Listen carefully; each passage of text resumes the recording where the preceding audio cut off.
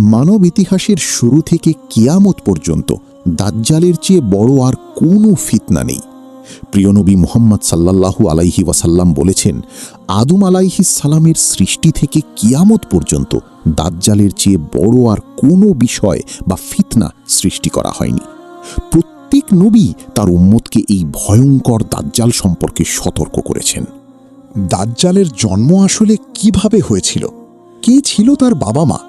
দাজ্জাল পৃথিবীর ইতিহাসের সবচেয়ে বড় এবং ভয়ঙ্কর ফিতনা। আমরা সবাই জানি শেষ জামানায় দাজ্জাল আসবে এবং নিজেকে খোদা হিসেবে দাবি করবে। কিন্তু কখনো কি গভীরভাবে ভেবে দেখেছেন এই মহা বিপর্যয়ের শুরুটা ঠিক কোথা থেকে হয়েছিল? কে ছিল সেই নারী যার গর্ভে জন্ম নিয়েছিল মানব ইতিহাসের সবচেয়ে বড় এই প্রতারক? হাদিসের পাতা খুঁজলে দাজ্জালের জন্ম আর তার বাবা মাকে নিয়ে এমন কিছু গায়ে কাঁটা দেওয়া তথ্য পাওয়া যায় যা হয়তো আপনি আগে কখনোই শোনেননি। সময়টা আজ থেকে বহু শতাব্দী আগের। পৃথিবীর বুকে তখনও আধুনিক সভ্যতার আলো সেভাবে পৌঁছায়নি। চারদিকে রুক্ষ প্রান্তর আর বিশাল বালুচর। সব নবী ও রাসূলগণ তাদের নিজ নিজ উম্মতকে দাজ্জালের এই ভয়ঙ্কর ফিতনা সম্পর্কে সতর্ক করে গেছেন। কিন্তু এই দাজ্জালের শিকড় কোথায় লুকিয়েছিল? হাদিসের বর্ণনায় আমরা এক অদ্ভুত দম্পতির কথা জানতে পারি। এরা আর 10 জন সাধারণ মানুষের মতো ছিল না। তাদের শারীরিক গঠন, তাদের জীবনযাপন সবকিছুর মাঝেই লুকিয়েছিল এক চরম অস্বাভাবিকতা। নবীজি দাজ্জালের বাবা মায়ের যে নিখুঁত বর্ণনা দিয়েছেন তা শুনলে যে কারো মনে এক অজানা ভয়ের সৃষ্টি হবে। দাজ্জালের বাবা, সে দেখতে মোটেও সাধারণ ছিল না। তার উচ্চতা ছিল অস্বাভাবিক রকমের বেশি, আর শরীর ছিল প্রচুর মাংসে ভরা। কিন্তু সবচেয়ে অদ্ভুত ছিল তার চেহারা।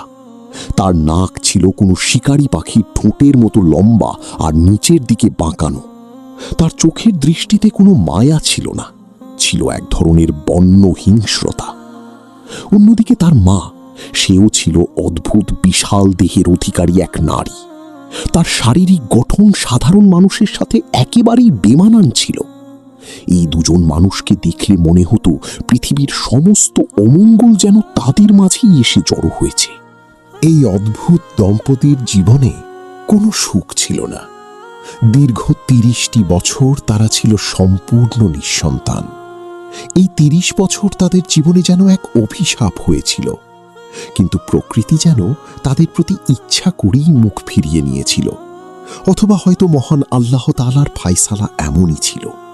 হয়তো পৃথিবী প্রস্তুত হচ্ছিল এক মহা প্রলয়ঙ্করী ফিতনাকে গ্রহণ করার জন্য, আর তাই প্রয়োজন ছিল দীর্ঘ এক নীরবতার।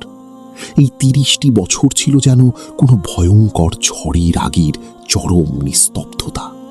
অবশেষে 30 বছর পর যখন এই দম্পতি প্রায় আশাই ছেড়ে দিয়েছিল, ঠিক তখনই এক অমঙ্গলজনক ছায়া নেমে এলো তাদের জীবনে। নারীটি বুঝতে পারল সে গর্ভবতী। কিন্তু এই গর্ভধারণ অন্য কোনো সাধারণ মায়ের মতো ছিল না। যেদিন থেকে এই ভ্রূণ তার জঠরে এলো, তার চারপাশের পরিবেশ বদলাতে শুরু করল। গর্ভাবস্থার প্রতিটি রাত সেই নারীর জন্য ছিল এক একটি বিভীষিকা। সে রাতে ঠিকমতো ঘুমাতে পারত না।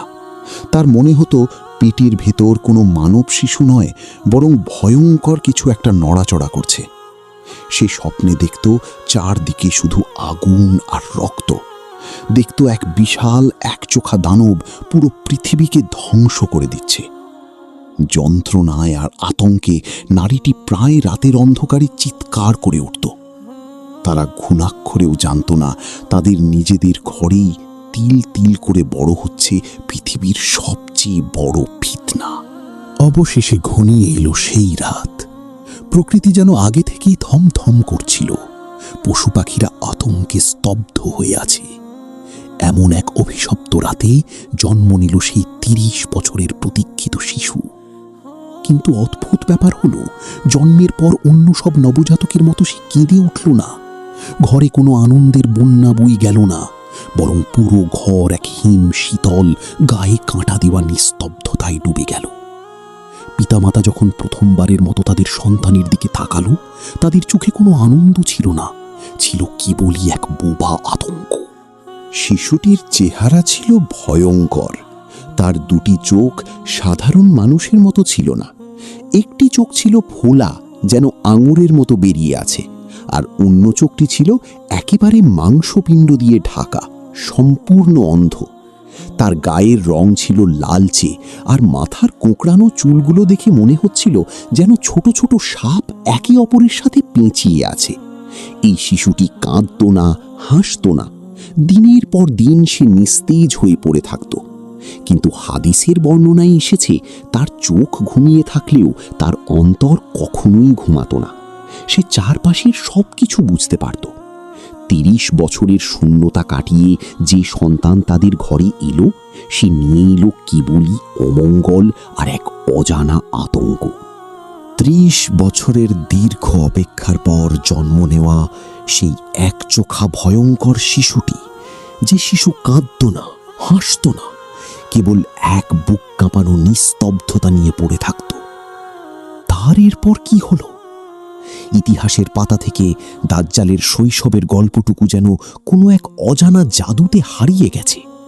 সে কিভাবে বড় হলো, কিভাবে সে তার বাবা মায়ের ঘর থেকে বের হলো, তার কোনো বিস্তারিত তথ্যই কোথাও পাওয়া যায় না।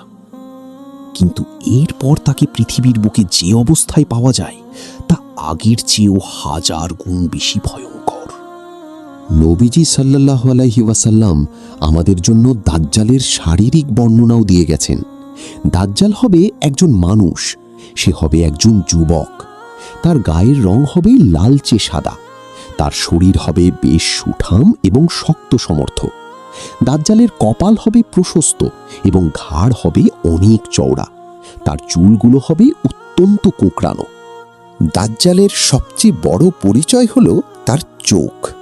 সে হবে একচোখা। তার ডান চোখটি হবে অন্ধ এবং সেটি দেখতে একটি ফুলে থাকা আঙুরের মতো। তার দুটি চোখের মাঝে কপালে আরবিতে কাফির লেখা থাকবে, যা শিক্ষিত বা অশিক্ষিত প্রতিটি মুমিন ব্যক্তি স্পষ্ট পড়তে পারবে। দাজ্জালের কোনো সন্তান হবে না, সে হবে বন্ধ্যা। দাজ্জাল প্রথম যখন আত্মপ্রকাশ করবে, তখন সে নিজেকে একজন নেককার লোক হিসেবে দাবি করবে। এরপর সে নিজেকে নবী দাবি করবে, আর সব শেষে সে নিজেকে মহান প্রতিপালক বা রব হিসেবে দাবি করতে শুরু করবে। নাউজুবিল্লাহ। দাজ্জাল কখন আসবে? যখন পৃথিবীতে চরম বিপর্যয় দেখা দেবে। দাজ্জালের আগমনের আগে টানা 3 বছর পৃথিবীতে বৃষ্টিপাত কমতে থাকবে। প্রথম বছর আকাশ 1/3 বৃষ্টি আটকে দেবে, দ্বিতীয় বছর 2/3 এবং তৃতীয় বছর আকাশ থেকে 1 ফোঁটাও বৃষ্টি পড়বে না। জমিন কোনো ফসল ফলাবে না। মানুষ ক্ষুধার যন্ত্রণায় হাহাকার করবে। সেই চরম দুর্ভিক্ষের সময় দাজ্জাল তার জাদুকরি ভাণ্ডার নিয়ে হাজির হবে। দাজ্জালের সাথে থাকবে রুটির পাহাড় এবং পানির নহর। সে ক্ষুধার্ত মানুষকে বলবে, তুমি যদি আমাকে রব হিসেবে স্বীকার করো, তবেই আমি তোমাকে খাবার দেব। যাদের অন্তরে ঈমান নেই, তারা পেটের দায়ে দাজ্জালকে ইলাহ বলে মেনে নেবে। কিন্তু মুমিনদের খাবার হবে তখন কেবল তাসবিহ ও আল্লাহর জিকির। দাজ্জালের কাছে থাকবে 2টি নদী, একটি হবে জান্নাত এবং অন্যটি হবে জাহান্নাম। কিন্তু নবীজি সাল্লাল্লাহু আলাইহি ওয়াসাল্লাম আমাদের সতর্ক করে বলেছেন, দাজ্জালের জান্নাত হবে আসলে জাহান্নাম, আর তার জাহান্নাম হবে আসলে জান্নাত। মুমিন বান্দারা যেন দাজ্জালের আগুনের নদীতে ঝাঁপ দিতে দ্বিধা না করে, কারণ সেই আগুনই হবে তাদের জন্য শীতল ও আরামদায়ক। দাজ্জাল এক শক্তিশালী যুবককে ডেকে নিয়ে আসবে এবং তার তরবারি দিয়ে তাকে দ্বিখণ্ডিত করে ফেলবে। যুবকের শরীরের 2 অংশ আলাদা হয়ে দূরে পড়ে থাকবে। এরপর দাজ্জাল তাকে ডাক দেবে এবং সেই যুবক আবার জীবিত হয়ে দাজ্জালের সামনে হাসি মুখে উঠে দাঁড়াবে। দাজ্জাল তখন খুশিতে আত্মহারা হয়ে বলবে, এখনো কি তুমি আমাকে রব হিসাবে মানবে না? কিন্তু সেই ঈমানদার যুবক চিৎকার করে বলবে, আল্লাহর কসম, তোমাকে দেখে এখন আমি আরো নিশ্চিত হলাম যে তুমি সেই অভিশপ্ত দাজ্জাল, যার কথা আল্লাহর রাসূল সাল্লাল্লাহু আলাইহি ওয়াসাল্লাম আমাদের বলে গিয়েছিলেন। দাজ্জাল রাগে তাকে আবার হত্যা করতে চাইবে, কিন্তু সে আর পারবে না। আল্লাহ সেই যুবকের ঘাড় থেকে কোমর পর্যন্ত তামার পাত দিয়ে ঢেকে দেবেন, ফলে দাজ্জালের তরবারি আর কাজ করবে না। দাজ্জালের এই সফরের গতি হবে বাতাসের বেগে মেঘের মতো দ্রুত। সে চোখের পলকে এক শহর থেকে অন্য শহরে পৌঁছে যাবে। সে মাটিকে নির্দেশ দেবে ফসল ফলাতে, আর সাথে সাথেই ফসল ফলে যাবে। সে বিরান মরুভূমিকে বলবে তার ভেতরে সোনা দানা বের করে দিতে, আর মাটির নিচের সব গুপ্তধন মৌমাছির ঝাঁকের মতো দাজ্জালের পেছনে পেছনে চলতে শুরু করবে। দাজ্জালের ফিতনা কতটা ভয়াবহ হবে তা বোঝাতে নবীজি সাল্লাল্লাহু আলাইহি ওয়াসাল্লাম বলেছেন, সে মৃত মানুষকে জীবিত করার অভিনয় করে দেখাবে। সে একজন বেদুইনকে বলবে, আমি যদি তোমার মৃত বাবা মাকে কবর থেকে তুলে আনি, তবে কি তুমি আমাকে রব হিসাবে মানবে? সে বলবে, হ্যাঁ। তখন দাজ্জালের নির্দেশে দুজন শয়তান তার বাবা মায়ের রূপ ধরে সামনে আসবে। সেই শয়তানরা বলবে, হে আমার প্রিয় সন্তান, একে তোমার রব হিসেবে মেনে নাও, কারণ এই সত্য। এটি হবে সাধারণ মানুষের জন্য এক চরম পরীক্ষার সময়। তারা বুঝতে পারবে না যে এটি দাজ্জালের জাদু এবং শয়তানের কারসাজি। এভাবে দাজ্জাল মানুষকে দলে দলে তার অনুসারী বানাতে থাকবে। দাজ্জালের সাথে এক বিরাট সৈন্যদল থাকবে। রাসূলুল্লাহ সাল্লাল্লাহু আলাইহি ওয়াসাল্লাম আমাদের জানিয়েছেন যে পারস্যের বা বর্তমান ইরানের ইস্পাহান এলাকা থেকে ৭০,০০০ ইহুদি দাজ্জালের সাথী হবে। তাদের পরনে থাকবে সবুজ রঙের ভারী চাদর। এছাড়াও অনেক সাধারণ মানুষ এবং বিশেষ করে নারীরা দাজ্জালের জাদুতে বিভ্রান্ত হয়ে তাকে অনুসরণ করবে। দাজ্জালের ফিতনা থেকে নারীদের বাঁচাতে নবীজি সাল্লাল্লাহু আলাইহি ওয়াসাল্লাম সতর্ক করেছেন, ফিতনা এতই প্রবল হবে যে একজন ঈমানদার পুরুষ তার বাড়ির নারী সদস্যদের মা, বোন, স্ত্রী ঘরের খুঁটির সাথে বেঁধে রাখতে বাধ্য হবে, যাতে তারা বাইরে গিয়ে দাজ্জালের মায়া জালে আটকা না পড়ে। দাজ্জাল পৃথিবীর প্রতিটি কোণায় পৌঁছাবে। কিন্তু আল্লাহর পক্ষ থেকে দুটি পবিত্র শহর দাজ্জালের জন্য নিষিদ্ধ থাকবে, মক্কা এবং মদিনা। দাজ্জাল যখন মদিনার কাছে পৌঁছাবে তখন সে ভেতরে ঢুকতে পারবে না, কারণ মদিনার প্রতিটি প্রবেশ পথে ফেরেশতারা তলোয়ার হাতে পাহারা দেবেন। দাজ্জাল মদিনার সীমানায় জুরুফ নামক একটি জায়গায় তাঁবু গেড়ে অবস্থান নেবে এবং মদিনার দিকে তাকিয়ে দীর্ঘ শ্বাস ফেলবে। মদিনার বাইরে দাজ্জাল যখন তাঁবু ফেলবে তখন মদিনা নগরী ৩ বার কেঁপে উঠবে। এই ৩টি শক্তিশালী ভূমিকম্পের ফলে মদিনায় অবস্থানরত সমস্ত মুনাফিক এবং কাফিররা আতঙ্কিত হয়ে শহর থেকে বের হয়ে দাজ্জালের সাথে গিয়ে মিলিত হবে। এভাবেই মদিনা তার ভেতর থেকে সব অপবিত্রতাকে বের করে দেবে। এই দিনটিকে নবীজি সাল্লাল্লাহু আলাইহি ওয়াসাল্লাম ইয়াউমুল খালাস বা মুক্তির দিন বলেছেন। দাজ্জাল মদিনায় প্রবেশ করতে না পেরে সিরিয়ার দিকে অগ্রসর হবে। সাহাবীগণ প্রশ্ন করেছিলেন, হে আল্লাহর রাসূল, সে পৃথিবীতে কতদিন অবস্থান করবে? নবীজি সাল্লাল্লাহু আলাইহি ওয়াসাল্লাম উত্তরে বলেছিলেন, ৪০ দিন। তবে সেই ৪০ দিনের প্রথম দিনটি হবে ১ বছরের সমান লম্বা, দ্বিতীয় দিনটি হবে ১ মাসের সমান, তৃতীয় দিনটি হবে ১ সপ্তাহের সমান, আর বাকি দিনগুলো হবে তোমাদের সাধারণ দিনগুলোর মতো। সাহাবীগণ পুনরায় জিজ্ঞেস করলেন, হে আল্লাহর রাসূল, যে দিনটি ১ বছরের সমান দীর্ঘ হবে সেই দিনে কি আমাদের মাত্র ৫ ওয়াক্ত নামাজ পড়লেই চলবে? নবীজি সাল্লাল্লাহু আলাইহি ওয়াসাল্লাম বললেন, না, বরং তোমরা সময় হিসাব করে নামাজের সময় নির্ধারণ করে নেবে। অর্থাৎ লম্বা সেই দিনেও সময়ের আন্দাজে সারা বছরের নামাজ আদায় করতে হবে। দাজ্জাল পৃথিবীতে থাকা অবস্থায় মানুষের ঈমান নিয়ে ছিনিমিনি খেলবে। সে তার অনুসারীদেরকে প্রাচুর্য দান করবে, যার ফলে অভাবী মানুষগুলো লোভে পড়ে তার জালে আটকা পড়বে। অন্যদিকে যারা তাকে অস্বীকার করবে তারা চরম কষ্টে পড়বে। কিন্তু মুমিনরা জানে দাজ্জালের জান্নাত আসলে জাহান্নাম। সেই সময় মুমিনদের ক্ষুধা নিবারণের মাধ্যম হবে সুবহানাল্লাহ, আলহামদুলিল্লাহ এবং লা ইলাহা ইল্লাল্লাহ পাঠ করা। দাজ্জালের এই আধিপত্য যখন চরমে পৌঁছাবে তখন সে বাইতুল মুকাদ্দাস বা ফিলিস্তিনের দিকে অগ্রসর হবে। সে মনে করবে সারা বিশ্ব এখন তার কবজায়। কিন্তু ঠিক সেই সময় আল্লাহ তাআলা তার বিশেষ রহমত নাজিল করবেন। মুসলমানদের তখন শোচনীয় অবস্থা থাকবে, তারা দাজ্জালের বাহিনীর হাতে অবরুদ্ধ হয়ে পড়বে। এমন এক সংকটময় মুহূর্তে কিয়ামতের আরেকটি বড় আলামত প্রকাশ পাবে। ঠিক সেই সংকটময় মুহূর্তে আবির্ভূত হবেন হযরত ইমাম মাহদী আলাইহিসসালাম। তিনি মুসলমানদের নেতৃত্ব দেবেন এবং দাজ্জালের বাহিনীর বিরুদ্ধে যুদ্ধের প্রস্তুতি নেবেন। মুসলমানরা যখন দাজ্জালের বাহিনীর হাতে সিরিয়ার দামেস্ক শহরে অবরুদ্ধ থাকবে, তখন আসবে সেই কাঙ্ক্ষিত ফজরের সময়। নামাজের ইকামাত হয়ে যাবার পর এক অলৌকিক দৃশ্য দেখা যাবে। দামেস্কের জামে মসজিদের সাদা মিনারের উপর দুজন ফেরেশতার কাঁধে হাত রেখে আকাশ থেকে অবতরণ করবেন হযরত ঈসা আলাইহিসসালাম। তার পরনে থাকবে হালকা হলুদ রঙের পোশাক।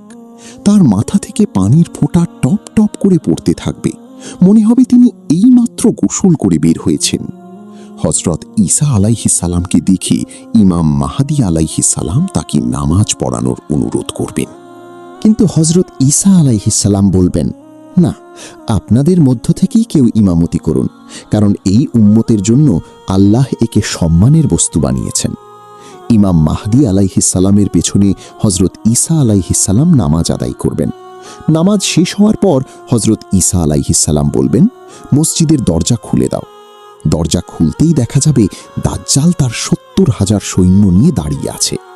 হযরত ঈসা আলাইহিসসালামকে দেখা মাত্রই দাজ্জাল এমনভাবে গলতে শুরু করবে যেভাবে লবণ পানিতে গলে যায়। দাজ্জাল তখন বুঝতে পারবে তার মৃত্যু ঘনিয়ে এসেছে। সে ভয়ে পালিয়ে যাওয়ার চেষ্টা করবে, কিন্তু হযরত ঈসা আলাইহিসসালাম তাকে তাড়া করবেন। দাজ্জাল ফিলিস্তিনের লুদ নামক ফটকের দিকে দৌড়ে পালাবে এবং সেখানেই তাকে পাকড়াও করা হবে। হযরত ঈসা আলাইহিসসালাম তার কাছে থাকা বিশেষ হারবা বা বল্লম দিয়ে দাজ্জালকে আঘাত করবেন এবং তাকে হত্যা করবেন। দাজ্জালের মৃত্যুর পর তার অনুসারী বাহিনী ছত্রভঙ্গ হয়ে যাবে এবং মুমিনরা তাদের পরাজিত করবে। দীর্ঘদিনের সেই ফিতনার অবসান ঘটবে এবং হযরত ঈসা আলাইহিসসালাম দাজ্জালের রক্ত মানুষের সামনে তুলে ধরবেন, যাতে সবার মনে বিশ্বাস জন্মে যে দাজ্জাল মারা গেছে। দাজ্জালের পতনের পর তার বিশাল বাহিনী সম্পূর্ণ দিশেহারা হয়ে পড়বে। দাজ্জালকে ঈশ্বর মনে করা অনুসারীরা যখন দেখবে তাদের তথাকথিত প্রভু একজন মানুষের হাতে নিহত হয়েছে, তখন তাদের সব দম্ভ চূর্ণ হয়ে যাবে। তারা প্রাণ ভয়ে এদিক ওদিক পালাতে শুরু করবে, কিন্তু সেদিন কোনো কিছুই তাদের আশ্রয় দেবে না। নবীজি সাল্লাল্লাহু আলাইহি ওয়াসাল্লাম বলেছেন, সেই যুদ্ধের সময় পাথর এবং গাছও কথা বলে উঠবে।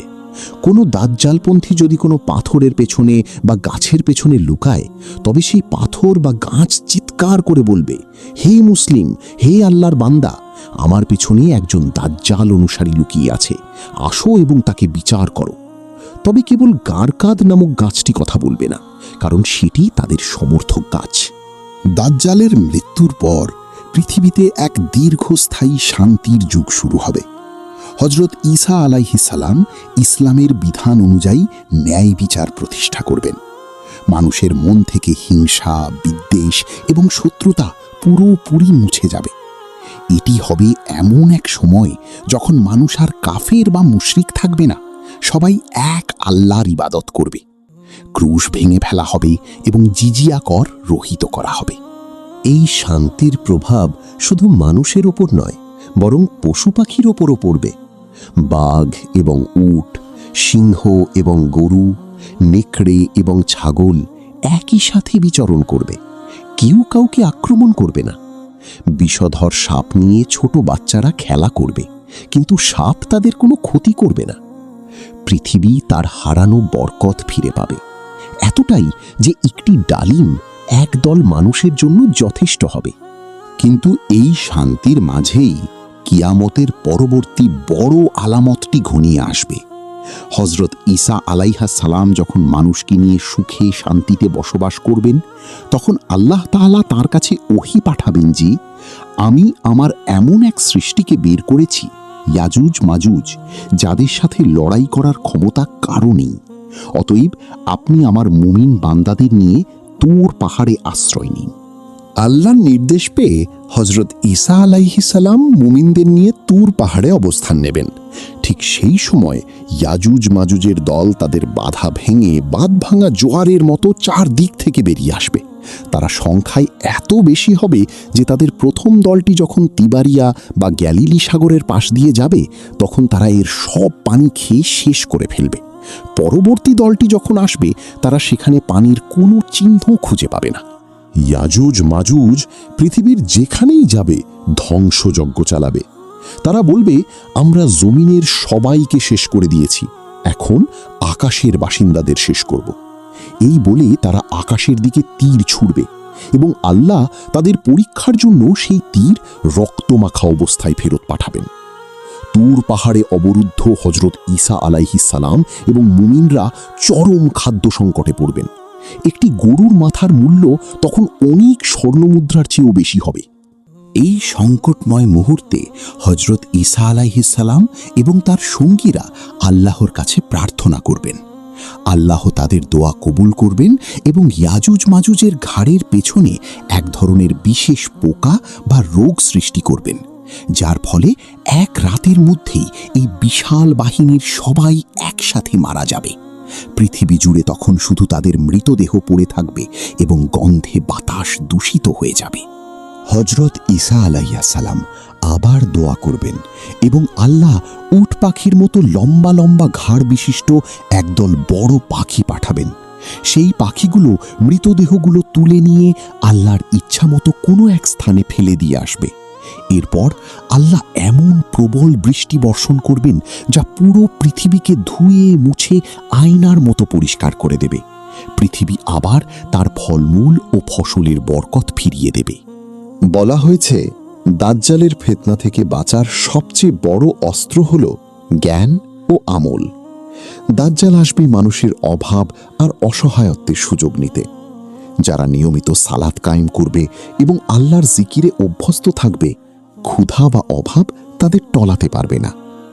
রাসূলুল্লাহ সাল্লাল্লাহু আলাইহি ওয়াসাল্লাম দাজ্জালের ফিতনা থেকে বাঁচতে সূরা কাহাফের প্রথম 10 আয়াতের গুরুত্ব বারবার স্মরণ করিয়ে দিয়েছেন। দাজ্জালের হাতে এমন ক্ষমতা থাকবে যে সে চাইলে আকাশকে নির্দেশ দেবে বৃষ্টি বর্ষণ করতে, আর সাথে সাথেই বৃষ্টি শুরু হবে। সে মাটিকে বলবে ফসল ফলাতে, আর চোখের সামনে মাটি সবুজ হয়ে উঠবে। তার এই ক্ষমতা দেখে সাধারণ মানুষ বিভ্রান্ত হয়ে পড়বে। তারা মনে করবে, যার হাতে জীবন মৃত্যু এবং রিজিকের চাবিকাঠি, সেই বুঝি তাদের সৃষ্টিকর্তা। কিন্তু প্রকৃত মুমিনরা সেদিন জানবেন যে এটি আল্লাহর পক্ষ থেকে একটি বড় পরীক্ষা। দাজ্জাল যখন কোনো এলাকার উপর দিয়ে যাবে এবং সেখানকার মানুষ তাকে অস্বীকার করবে, তখন তাদের সমস্ত গবাদি পশু মারা যাবে এবং তারা চরম অভাবে পড়বে। অন্যদিকে যারা তাকে মেনে নেবে, তাদের ধন সম্পদ ও পশু বাড়তে থাকবে। এটি হবে মূলত দাজ্জালের সাজানো একটি মায়াজাল বা ইলিউশন। নবীজি সাল্লাল্লাহু আলাইহি ওয়াসাল্লাম আমাদের জানিয়েছেন যে দাজ্জাল হবে একজন যুবক। তার গায়ের রং হবে লালচে, তার চুলগুলো হবে অত্যন্ত ঘন এবং কোঁকড়ানো। সবচেয়ে গুরুত্বপূর্ণ লক্ষণ হলো তার চোখ। তার একটি চোখ হবে আঙুরের মতো ফোলা এবং অন্য চোখটি হবে সম্পূর্ণ নিষ্প্রাণ।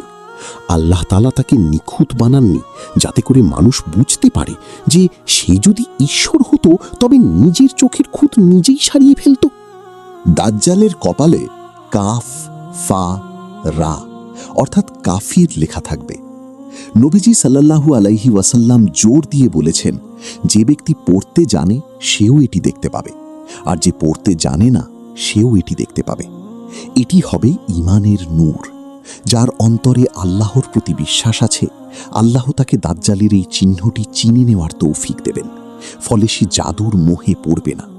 দাজ্জাল পৃথিবীতে কত দ্রুত ভ্রমণ করবে? সাহাবীগণ জিজ্ঞেস করেছিলেন, হে আল্লাহর রাসূল, সে কত দ্রুত চলবে? নবীজি সাল্লাল্লাহু আলাইহি ওয়াসাল্লাম উত্তর দিয়েছিলেন, মেঘের মতো, যাকে বাতাস পিছনের দিক থেকে তাড়া করে নিয়ে যায়। অর্থাৎ তার যাতায়াত হবে অবিশ্বাস্য গতির। সে মুহূর্তের মধ্যে এক মহাদেশ থেকে অন্য মহাদেশে পৌঁছে যাবে এবং তার ফিতনা ছড়িয়ে দেবে। তবে মক্কা এবং মদিনার মাটির ওপর পা রাখার ক্ষমতা তার কখনোই হবে না। দাজ্জালের আগমনের সময় মদিনার অবস্থা কেমন হবে? নবীজি সাল্লাল্লাহু আলাইহি ওয়াসাল্লাম বলেছেন, দাজ্জাল মদিনার সীমানার বাইরে এসে যখন থামবে তখন মদিনা নগরী 3 বার কেঁপে উঠবে। এই ভূমিকম্পের ফলে মদিনায় লুকিয়ে থাকা মুনাফিক এবং দুর্বল ঈমানের অধিকারীরা ভয়ে শহর ছেড়ে বের হয়ে যাবে। তারা মনে করবে দাজ্জালের কাছে গেলে হয়তো তারা রক্ষা পাবে। এভাবেই মদিনা পবিত্র হয়ে যাবে এবং কেবল খাঁটি মুমিনরাই সেখানে অবশিষ্ট থাকবে। দাজ্জাল যখন দেখবে সে মদিনায় প্রবেশ করতে পারছে না, তখন সে তার অনুসারীদের নিয়ে সিরিয়ার দিকে রওনা হবে। পথিমধ্যে সে মানুষকে নানাভাবে প্রলোভন দেখাবে। যারা তাকে অস্বীকার করবে তারা চরম কষ্টে পড়বে, কিন্তু তারা হবে জান্নাতবাসী। রাসূলুল্লাহ সাল্লাল্লাহু আলাইহি ওয়াসাল্লাম নির্দেশ দিয়েছেন, যদি কেউ দাজ্জালের সংবাদ পায় সে যেন দাজ্জালের কাছে না যায়। এমনকি কেউ যদি নিজের ঈমানের ওপর খুব ভরসা রাখে, তবুও সে যেন দাজ্জালের সামনে যাওয়ার ঝুঁকি না নেয়। দাজ্জালের ফিতনা থেকে বাঁচার শ্রেষ্ঠ উপায় হল সূরা কাহাফ। নবীজি সাল্লাল্লাহু আলাইহি ওয়াসাল্লাম বলেছেন, যে ব্যক্তি সূরা কাহাফের প্রথম 10টি আয়াত মুখস্থ রাখবে সে দাজ্জালের ফিতনা থেকে নিরাপদ থাকবে। এই আয়াতগুলোতে আল্লাহ তাআলা সেই যুবকদের কথা বলেছেন যারা ফিতনা থেকে বাঁচতে গুহায় আশ্রয় নিয়েছিলেন। ঠিক একইভাবে এই আয়াতগুলো মুমিনদের জন্য এক আধ্যাত্মিক ঢাল হিসেবে কাজ করবে এবং দাজ্জালের জাদু তাদের উপর কোনো প্রভাব ফেলবে না। নামাজের শেষ বৈঠকে অর্থাৎ তাশাহুদে আমরা যে দোয়াটি পড়ি, সেখানেও দাজ্জালের ফিতনা থেকে মুক্তির কথা বলা হয়েছে। নবীজি সাল্লাল্লাহু আলাইহি ওয়াসাল্লাম এই দোয়াটি শিখিয়েছেন, আল্লাহুম্মা ইন্নী আউযু বিকা মিন আযাবি জাহান্নাম ওয়া মিন আযাবিল কবর ওয়া মিন ফিতনাতিল মাহইয়া ওয়াল মামাত ওয়া মিন শাররি ফিতনাতিল মাসীহিদ দাজ্জাল। অর্থাৎ, হে আল্লাহ, আমি আপনার কাছে জাহান্নাম, কবর, জীবন ও মৃত্যু এবং দাজ্জালের ফিতনা থেকে মুক্তি চাই। দাজ্জাল মক্কা ও মদিনা ছাড়াও আরও 2টি জায়গায় প্রবেশ করতে পারবে না। একটি হলো বাইতুল মুকাদ্দাস জেরুজালেম এবং অন্যটি হলো তুর পাহাড়। এই 4টি পবিত্র স্থান আল্লাহর ফেরেশতাদের দ্বারা সুরক্ষিত থাকবে। দাজ্জাল সারা পৃথিবী ভ্রমণ করবে, কিন্তু এই পবিত্র ভূমিগুলোতে তার পা পড়ার কোনো সুযোগ থাকবে না। সে তখন ফিলিস্তিনের একটি নির্দিষ্ট এলাকা লুদ বা লুদ্দ গেটের কাছে গিয়ে অবস্থান নেবে। দাজ্জালের অস্তিত্ব নিয়ে একটি অত্যন্ত গুরুত্বপূর্ণ এবং সত্য ঘটনা ভিডিওতে উল্লেখ করা হয়েছে, যা সাহাবী হযরত তামিম আদ-দারি রাদিয়াল্লাহু তাআলা আনহু বর্ণনা করেছেন। তিনি আগে খ্রিস্টান ছিলেন, পরে ইসলাম গ্রহণ করেন। তিনি রাসূলুল্লাহ সাল্লাল্লাহু আলাইহি ওয়াসাল্লামকে জানিয়েছিলেন যে একবার তিনি এক সমুদ্র ভ্রমণে গিয়ে ঝড়ের কবলে পড়ে একটি অজানা দ্বীপে গিয়ে পৌঁছান। সেখানে তারা এক অদ্ভুত পশমযুক্ত প্রাণীর দেখা পান, যার নাম ছিল জাসসাসা।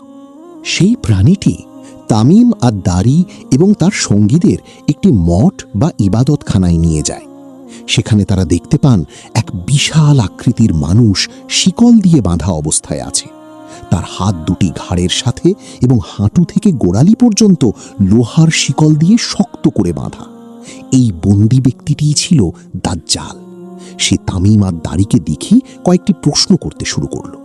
দাজ্জাল জিজ্ঞেস করল, বাইসানের ফিলিস্তিনের একটি এলাকা, খেজুর বাগানে কি এখনো ফল ধরে?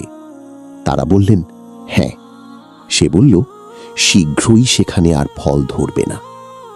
এরপর সে জিজ্ঞেস করল, তিবারিয়া জলাশয়ে কি এখনো পানি আছে? তারা বললেন, হ্যাঁ, অনেক পানি আছে। সে বলল, শীঘ্রই এর পানি শুকিয়ে যাবে। দাজ্জাল আসলে এই লক্ষণগুলোর মাধ্যমে তার মুক্তির সময় হিসাব করছিল। সবশেষে সে জিজ্ঞেস করল, উম্মি নবী মুহাম্মদ সাল্লাল্লাহু আলাইহি ওয়াসাল্লামের খবর কি? তারা জানালেন যে তিনি মক্কায় আবির্ভূত হয়ে মদিনায় হিজরত করেছেন। সব শুনে দাজ্জাল বলল, সেই নবীর অনুসরণ করাই মানুষের জন্য উত্তম। আমি হলাম মাসীহ দাজ্জাল। শীঘ্রই আমাকে বের হওয়ার অনুমতি দেওয়া হবে এবং আমি 40 দিনের ভেতর মক্কা মদিনা বাদে পৃথিবীর সব জনপদ চষে বেড়াবো। তামিম আদ-দারি রাদিয়াল্লাহু আনহুর এই ঘটনা শোনার পর রাসূলুল্লাহ সাল্লাল্লাহু আলাইহি ওয়াসাল্লাম সাহাবীদের একত্রিত করে বলেছিলেন যে তামিমের বর্ণনা ঠিক সেরকমই হয়েছে যেমনটা তিনি দাজ্জাল সম্পর্কে আগে থেকেই বলে আসছিলেন। এই হাদিসটি প্রমাণ করে যে দাজ্জাল বর্তমানে কোনো এক গোপন স্থানে শিকলবন্দি অবস্থায় আল্লাহর নির্দেশের অপেক্ষায় আছে। যখন সিরিয়া ও ফিলিস্তিন অঞ্চলের সেই প্রাকৃতিক পরিবর্তনগুলো যেমন পানির স্বল্পতা ঘটবে, তখনই তার আগমনের সময় হয়ে যাবে। দাজ্জালের সবচেয়ে বড় শক্তি হবে ইহুদি জাতি। নবীজি সাল্লাল্লাহু আলাইহি ওয়াসাল্লাম বলেছেন, পারস্যের ইস্পাহান শহরের 70,000 ইহুদি দাজ্জালের অনুসরণ করবে, যাদের মাথায় থাকবে বিশেষ ধরনের চাদর বা শিরস্ত্রাণ। তারা দাজ্জালকে তাদের প্রতিশ্রুত মসিহ মনে করে বরণ করে নেবে এবং তার সামরিক শক্তিতে পরিণত হবে। দাজ্জাল যখন পৃথিবীর বিভিন্ন প্রান্তে ঘুরে বেড়াবে, তখন তার জাদুকরী ক্ষমতার মোহে পড়ে অনেক সাধারণ মানুষও তার পেছনে ছুটবে। বিশেষ করে যাদের ঈমান দুর্বল, তারা দাজ্জালের রুটির পাহাড় আর পানির নহরের লোভে পড়বে। দাজ্জাল এমন এক ফিতনা হবে যে কোনো মানুষ যদি মনে করে সে গিয়ে দাজ্জালকে কড়া কথা শুনিয়ে আসবে, সেও সেখানে গিয়ে দাজ্জালের জাদুতে বিভ্রান্ত হয়ে তাকে রব বলে মেনে নিতে পারে। দাজ্জাল পৃথিবীতে আসার পর তার আধিপত্য যখন চরমে পৌঁছবে, তখন সে বাইতুল মুকাদ্দাসের দিকে অগ্রসর হবে। সেখানে মুসলমানরা হযরত ইমাম মাহদীর নেতৃত্বে একত্রিত হবে। দাজ্জাল মনে করবে সে পুরো বিশ্ব জয় করে ফেলেছে এবং এখন মুসলমানদের শেষ চিহ্নটুকু মুছে দেবে। সে বাইতুল মুকাদ্দাস শহরকে ঘিরে ফেলবে। মুসলমানরা তখন এক কঠিন পরিস্থিতির সম্মুখীন হবেন। ঠিক সেই সংকটময় মুহূর্তে আসবে সেই শুভক্ষণ।